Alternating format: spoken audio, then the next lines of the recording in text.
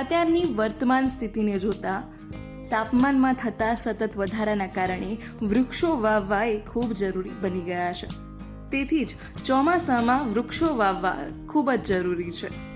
આથી જ મહેસાણા જિલ્લાના ગ્રીન એમ્બેસેડર જીતુભાઈ પટેલ દ્વારા દર વર્ષે ચોમાસામાં બીજ એકત્રીકરણનું અભિયાન ચલાવવામાં આવે છે, જેમાં દર વર્ષે ચોમાસામાં એવી વનસ્પતિઓ કે જે ફળ આપે છે, જેવી કે લીમડો, જાંબુ, આસોપાલવ, જેના બીજ મોટા પ્રમાણમાં ભેગા થતા હોય છે. ખાસ કરીને લીમડાની લીંબોળી ચોમાસાની સિઝનમાં પાકી જતી હોય છે અને ગળી જતી હોય છે.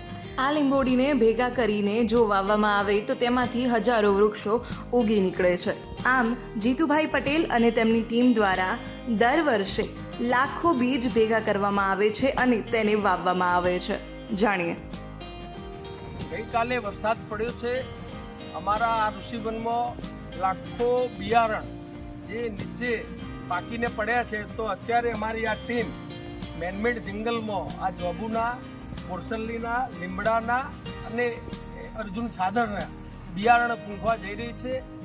નદીની પેલી બાજુ સરકારી કોતરમાં પણ આ બિયારણ પૂંખવાના છીએ. તો અમે આપ સૌને અપીલ કરીએ છીએ કે આપણા ઘરની નીચે પડેલી લીંબુડીઓ કે આવા બિયારણ જો તમે રોડ સાઈડમાં આ રીતે પૂંખી દો તો એમાંથી એક પણ ઝાડ થશે તો પણ સાર્થક થયું ગણાશે. તો આ ચોમાસાની સિઝનમાં તમારા ઘરે ખાતી ખજૂરથી માંડીને બિયારણ જે પણ નીકળે એ રોડની સાઈડમાં પૂંખવા આપ સૌને વિનંતી છે. Green global brigade. Thank you. આભાર. મહેસાણા જિલ્લાના વિજાપુર તાલુકામાં આવેલા તિરુપતિ ઋષિવનમાં લાખોની સંખ્યામાં વૃક્ષો લાગેલા છે, જેમાંથી મોટા ભાગના વૃક્ષો ફળા વૃક્ષો છે, જેના કારણે તેમાંથી દર ચોમાસામાં લાખો કરોડોની સંખ્યામાં બિયારણ નીકળતું હોય છે. આ બિયારણને જીતુભાઈ અને તેમની ટીમ દ્વારા એકઠા કરીને વિવિધ વિસ્તારોમાં વેરવામાં આવે છે. ચોમાસાના ઋતુના કારણે આ બિયારણ સરળતાથી ઉગી જતું હોય છે અને જેના કારણે વર્ષના અંતે તેઓને વૃક્ષારોપણનું સુખ પ્રાપ્ત થતું હોય છે.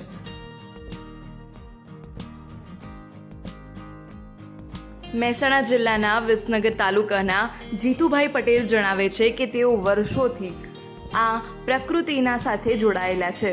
તેઓએ તિરુપતિ ઋષિવનમાં લાખો કરોડોની સંખ્યામાં વૃક્ષો વાવેલા છે. આ વૃક્ષોના કારણે તેઓને દર વર્ષે લાખો કરોડો બીજ મળતા હોય છે.